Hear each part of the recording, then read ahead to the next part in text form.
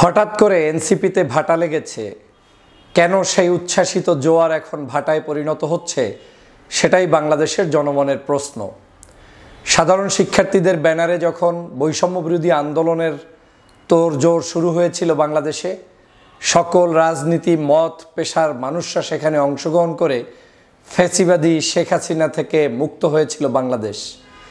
কিন্তু ফ্যাসিবাদী শেখ হাসিনা থেকে মুক্ত হওয়ার মাত্র কয়েক মাসের মধ্যে সেই ছাত্রদের মাধ্যমে প্রতিষ্ঠিত দল এনসিপির প্রতি জনগণের ভালোবাসা কেন ভাটা লেগেছে, সেটা এখন জনগণের কাছে, রাজনীতিবিদদের কাছে বিভিন্ন জায়গায় আলোচনা এবং সমালোচনা চলছে।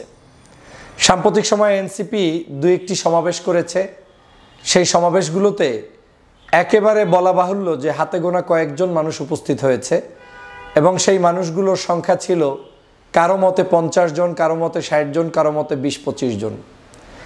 সেটা যদি 100 লোকও হয়ে থাকে, এনসিপির সমাবেশগুলোতে 100 লোক হওয়া এটা এখন আর জনগণ কামনা করে না। জনগণের কামনা ছিল এনসিপি মানে 10,000, 20,000, 50,000 কিংবা ন্যূনতম 1000-এর অধিক মানুষ কোনো জায়গায় অনুষ্ঠিত হবে, উপস্থিত হবে।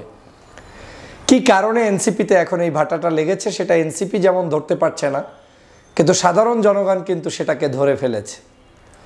আপনারা নিশ্চয়ই জানেন, অনেকেই উদাহরণ দিয়ে বলেন যে যারা স্বাধীনতা এনে দেয় তাদের উত্থানটা অনেক সঠিক সময়ে সঠিকভাবে উত্থান হয়।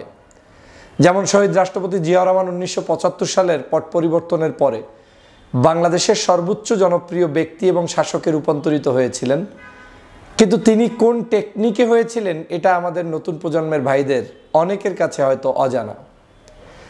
শহীদ রাষ্ট্রপতি জিয়াউর রহমান সর্বোচ্চ জনপ্রিয়তায় সে কারণেই গিয়েছিলেন যখন আওয়ামী লীগ সারা বাংলাদেশে বৈষম্য সৃষ্টি করে, জনগণের অধিকারকে খর্ব করে, রাজনৈতিক শিষ্টাচার বহির্ভূত আচরণ করলেন, রাজনীতিবিদদেরকে ধ্বংস করলেন, একদলীয় বাকশাল কায়েম করলেন, পত্রপত্রিকা বন্ধ করলেন। জিয়াউর রহমান কিচ্ছু না, তার বিপরীত কাজটা বাংলাদেশে এসে করলেন। আওয়ামী লীগকে কারা অপছন্দ করে, দেশকে যারা পছন্দ করে, কি কারণে আওয়ামী লীগকে অপছন্দ করে তার বিপরীত দিক, সেটা যেটাই হোক বিপরীতটা তিনি গ্রহণ করে জনগণের কাছে জনপ্রিয় হলেন। তিনি মানুষকে মুক্তি স্বাধীনতা দিলেন, জনগণকে ভোটাধিকার ফেরত দিলেন, তিনি বহুদলীয় গণতন্ত্র কায়েম করলেন, সব দল মতের মানুষদেরকে দলের ভিতরে টেনে নিয়ে আসলেন এবং জায়গা করে দিয়ে মতের ভিন্নতা থাকা সত্ত্বেও তাদেরকে এস্টাবলিশ করলেন। এনসিপির জন্য একটি বড় সুযোগ ছিল এই জুলাই বিপ্লবের পরে, কিন্তু তারা সেটা করতে ব্যর্থ হয়েছে। একদিকে তাদের নেতৃত্বে যেমন এক একজন এক এক ধরনের কথা বলছে, পাশাপাশি তাদের মধ্য থেকে যে এমন কোনো ব্যক্তি যিনি সত্যিকার বাংলাদেশের আবেগকে অনুধাবন করে যেটা বাংলার মানুষ চায় সেটাকে বলবেন, করবেন সাহসিকতার সাথে, সেরকম মানুষ পাওয়া যায়নি। আর না পাওয়ার কারণেই আজকের এনসিপির এই দুর্দশা শুরু হয়েছে। আপনারা জানেন এনসিপিকে একটা সময় বিএনপি, জামাত, অন্য রাজনৈতিক দল সবাই স্নেহসুলভ আচরণে দেখেছে। প্রথমে তারা যখন বাংলাদেশের মুজিববাদের গল্প শোনাতে গিয়ে সেই সময় জিয়াবাদকে আবার টেনে এনে বিতর্ক তৈরি করে বিএনপির সাথে খামাখাই দূরত্ব তৈরি করলেন, যেটার কোনো যৌক্তিকতা নেই। মুজিববাদ আর জিয়াবাদ এক হতে পারে না। আপনি কোন বাদে বিশ্বাস করবেন, কোন বাদে করবেন না, সেই কারণে স্বাধীনতার ঘোষক শহীদ রাষ্ট্রপতি জিয়াউর রহমানকে আপনি অপমান করতে পারেন না, তাকে নিয়ে কটূক্তিমূলক বক্তব্য দিতে পারেন না। তারা বিভিন্ন বক্তব্য দিয়েছে। এরপরে কয়েকদিনে জামাত ইসলাম তাদেরকে সহযোগিতা করেছে বলে গুঞ্জন আছে। শিবির তাদের সভা সমাবেশগুলোতে বেশ বিভিন্নভাবে মানসিকভাবে সাহায্য করেছে। অনেকে হয়তো সশরীরে উপস্থিত হয়েই করেছে, এটাই বাস্তবতা। সব দলেরই মানুষরা সেখানে গিয়েছে, কিন্তু তাদের কমন দাবিগুলোতে যেরকম মানুষ সবাই যায়, যেটা রাষ্ট্রের সবার দরকার, কিন্তু তাদের বেসিক দাবিগুলোতে সেখানে কেউ আর যায় না। যেমন সাম্প্রতিক সময়ে আওয়ামী লীগকে নিষিদ্ধ করার জন্য দাবি তুলেছে ব্যক্তি হাসনাত আবদুল্লাহ। মানুষ কিন্তু সবাই গিয়েছে, দলমত নির্বিশেষে। কিন্তু সেখানে যাওয়ার পরে আমরা কি দেখলাম? পরের দিন যে কৃতজ্ঞতা প্রকাশ করা উচিত সবার প্রতি, সেই কৃতজ্ঞতা না করতে গিয়ে একজন উপদেষ্টা মাহফুজ সেখানে একটি দলকে বিতর্কিত করলেন, জামাত ইসলামকে টেনে এনে অপদস্থ করার চেষ্টা করলেন এবং প্রমাণ করার চেষ্টা করলেন যে এটা ওনাদের সফলতা।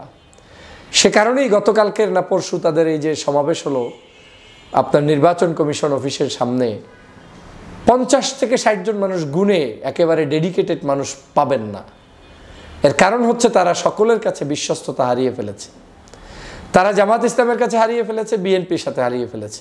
এখন প্রশ্ন তুলতে পারেন যে তারা কি বিএনপি বা জামাতের পেটের ভিতরে থেকে রাজনীতি করবে? না, তারা স্বাধীনভাবে করবে।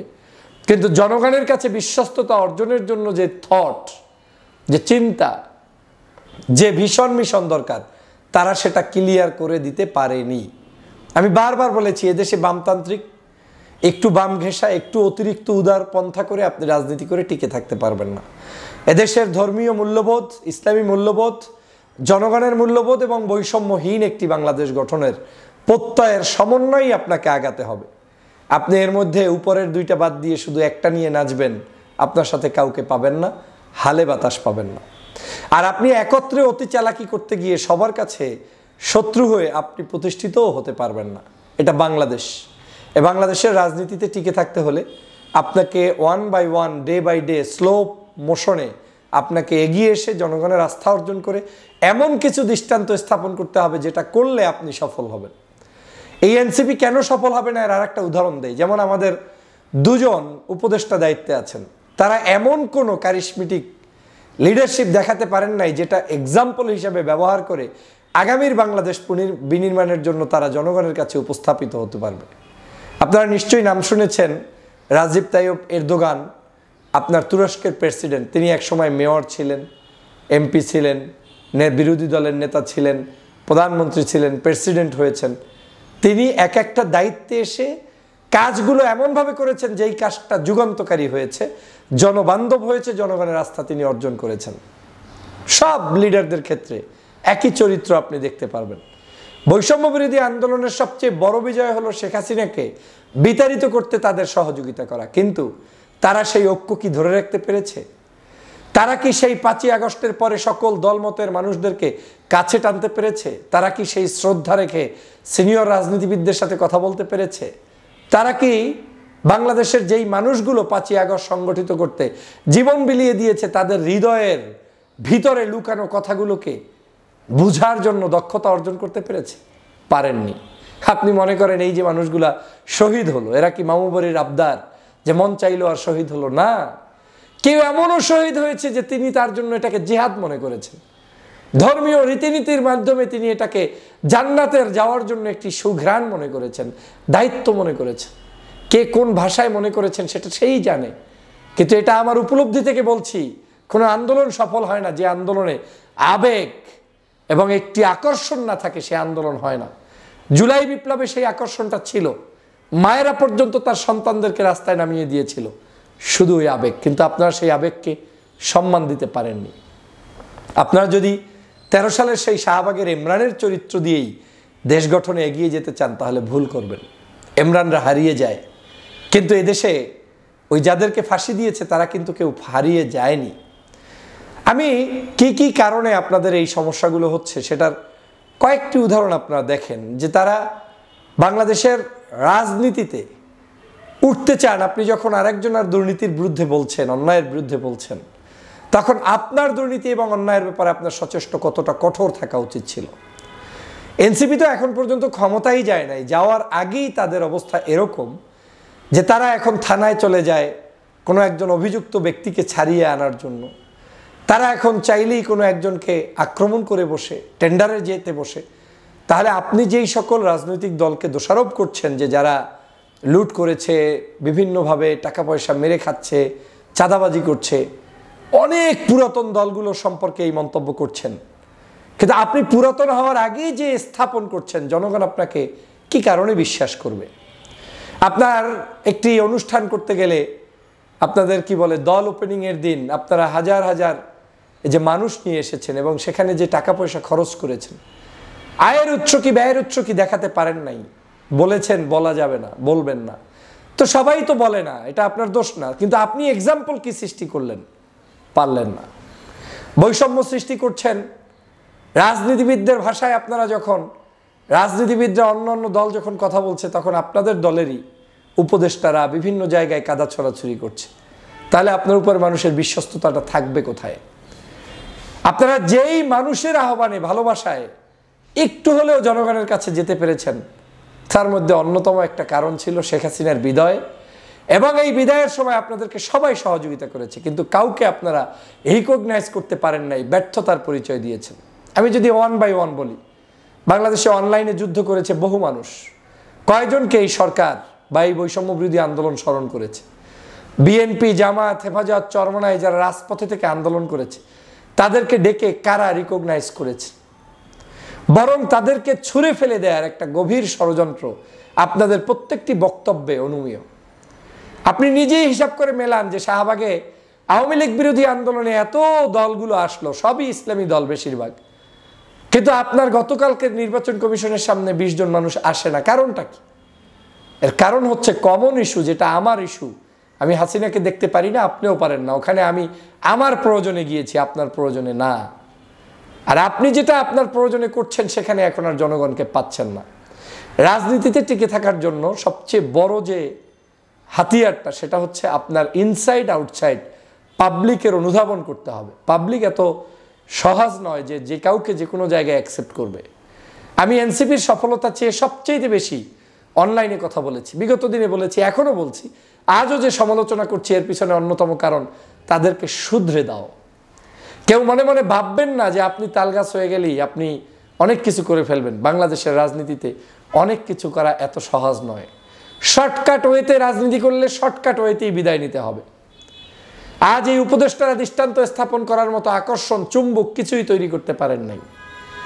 আজ আমাদের এই আন্দোলনের নেতাকর্মীদের মধ্যে বিভাজন। একজন সারাদিন জামাত শিবিরকে গালিগালাজ করছে, আর একজন বিএনপিকে গালিগালাজ করছে, আর একজন চুরি ডাকাতির সাথে সম্পৃক্ত হয়ে যাচ্ছে, পুলিশের উপর খবরদারি করছে। এই তো আপনাদের চরিত্র দেখানো শুরু করেছে।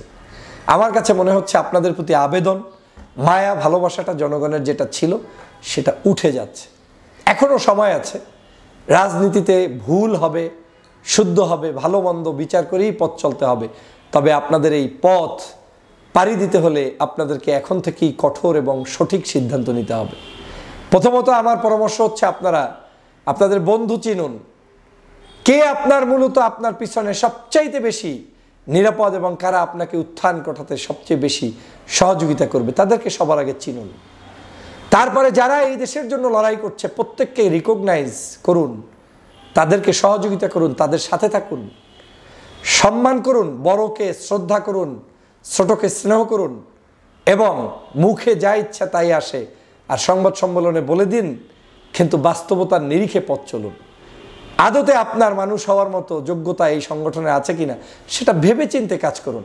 আপনাদের গত দুদিনের সমাবেশ থেকেই তো প্রমাণ হয় যে জুলাই বিপ্লবটা আপনাদের কমান্ডার, আপনারা ডেকেছেন, কিন্তু জনগণের কমন ইস্যু ছিল বিদায় সবাই নেমেছে। আর নেমেছে বিদায় সফল হয়েছে, এটা আপনাদের কোনো ক্রেডিট না। এটা আপনাদের সফলতা যে আপনারা ছাত্র হিসেবে আন্দোলন শুরু করেছেন, কিন্তু এটা সমগ্র জনগণের ক্রেডিট, আর সর্বোপরি আল্লাহর একটি বিশেষ নেয়ামত, রহমত। আজকে যারা সেটা ভুলে যাচ্ছেন তারা ভুল পথে আছেন। এভাবেই আপনাদের এই ভুলগুলো নিজেদেরকে সামনে এনে শুধরে নেওয়ার সুযোগ আছে, কিন্তু শুধরে না নিতে পারলে আগামীর প্রজন্মে রাজনীতিতে আপনারা ইতিহাসের পাতায় জুলাই বিপ্লবের অধ্যায়ে থাকবেন, কিন্তু নতুন রাজনীতির মোড়কে অবস্থান নিতে পারবেন বলে মনে হচ্ছে না।